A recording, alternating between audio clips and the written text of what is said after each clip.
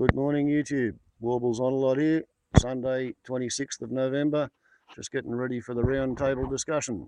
Have gone through the poll, and it's still uncertain as to who will lead Queensland's 55th Parliament. From last night's numbers, Labor is leading the pack by a whisker.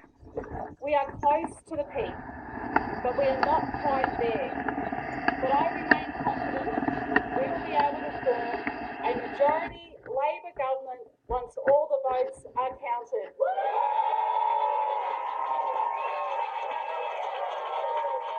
One thing remains clear. I will never sell out the needs of Queenslanders by doing a deal with One Nation. What is abundantly clear is that Queenslanders have voted to shake things up. And it's clear that the Premier has not won a majority in her own right.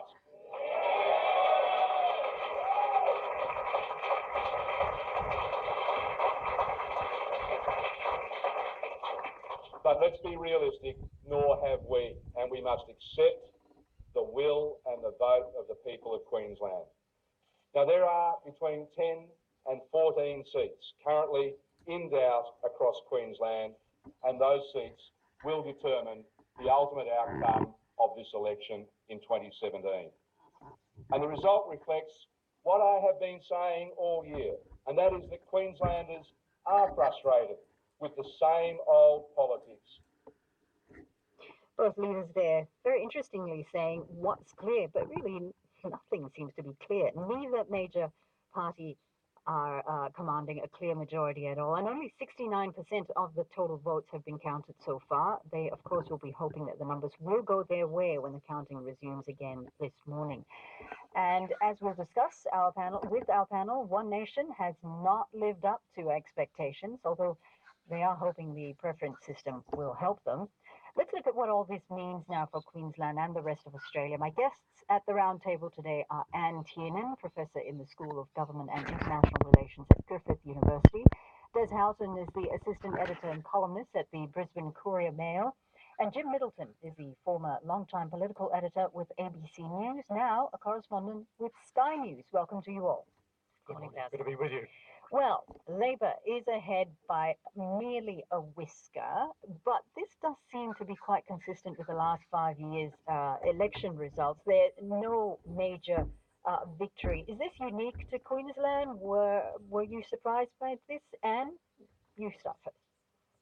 Actually, there was a pretty decisive victory here in 2012, Fausia, with the LNP government of Campbell Newman won a pretty decisive victory. What we've seen in Queensland is volatility, and actually, so that saw a one-term government defeated in 2015. We haven't seen that this time. We've seen, not a lot of enthusiasm. We've seen, quite big swings in the southeast, but differential results in the region. So, Anastasia Palaszczuk, who became the accidental premier in 2015, may get to 47 seats, but we'll be waiting a little while to see the real outcome. There's not a lot of enthusiasm, as Anne says. Were you surprised by this, or you expected this as well? I think we kind of expected this. The polls are indicating this all along. It has been a disaster for the LNP, of course. It has great ramifications all over the country. But voters of Queensland here, they just didn't see Tim Nichols as a credible alternative in any way. A poll we published the day before the election showed most Queenslanders didn't believe Anastasia Palaszczuk deserved another term either. So, yet they were resigned to the fact that Labor might win. So how the hell do you get your head around that? Indeed. Well, Jim, how do you get your head around it? Look, it's quite clearly, Fausia, a disaster as this is for the LNP, and I think this has national ramifications as well. And particularly disturbing nationally is the 14% One Nation vote. Now, while this may not translate into any seats in the Queensland Parliament, it will be a problem in federal elections going forward, particularly in the Senate in Queensland for the LNP. On the other hand, there's 10 to 14 seats which are undecided. Labor is ahead in most of them.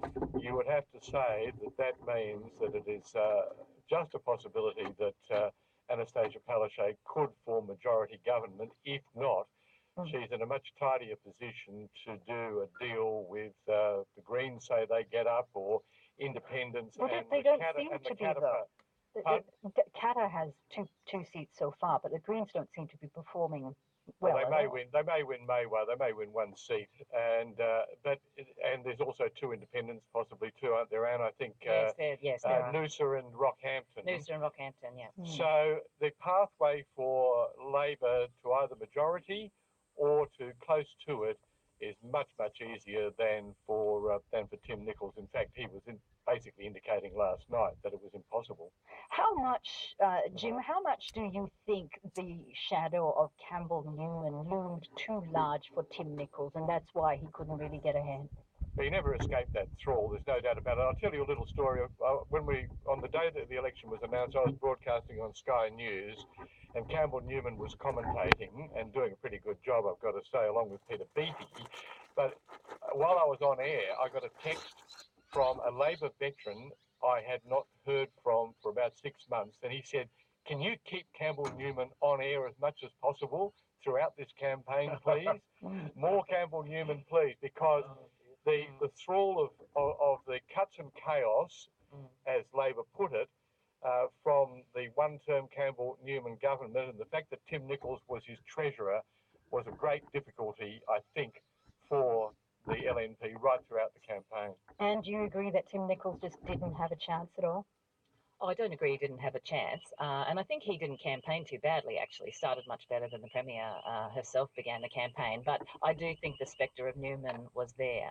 And Labor exploited that very carefully. And we've got this sort of postmodern situation, don't we, where it's much the same on Jim, your new channel with Peter Credlin. You've got this sort of postmodern situation where people morph from being protagonists one day to being commentators the next. So, I'm sure Malcolm Turnbull could live without Peter Credlin on Sky. But look, I think Tim Nicholls' problem was a credibility problem.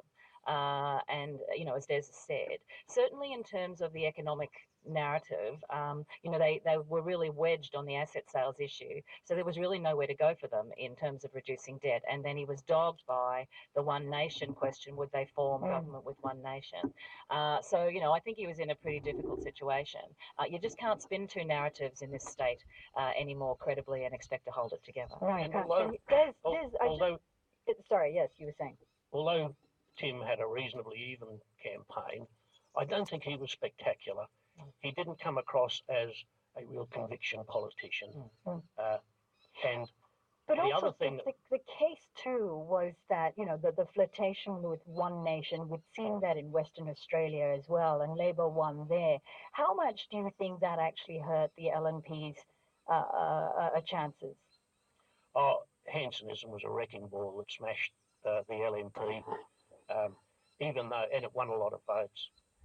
Unable to convert those into seats in this state, but it still had a very damaging impact for the Conservative cause. There is another big thing we shouldn't overlook with Tim Nicholls either, and that is the very, very successful campaign the ALP ran against him, putting him as the evil Svengali behind Campbell Newman in all the ads in the newspapers. Well, maybe people have read the biography. And it was very scary. Because Campbell Newman himself makes those claims in the biography. Now, someone did say just overnight that this actually is a wake-up call for the LNP, and there's talk of demerger of the LNP. And do you see this happening?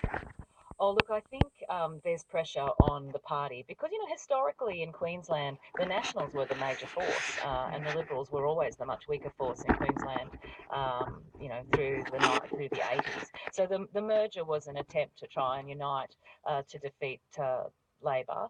They brought in, Newman as the outsider to ultimately win after, some sensible and worthy leaders couldn't really cut through. So, I think there will be pressure. I think that, we need to get to federal ramifications because it will really be some of the tensions federally. And, there is an emerging identity of this, Team Queensland within the federal party. And, I know federally there's concern about the people who've only ever come through the LNP kind of pathway and the extent to which those that memory of having been two separate parties, will continue to hold. So I think the debate will be on.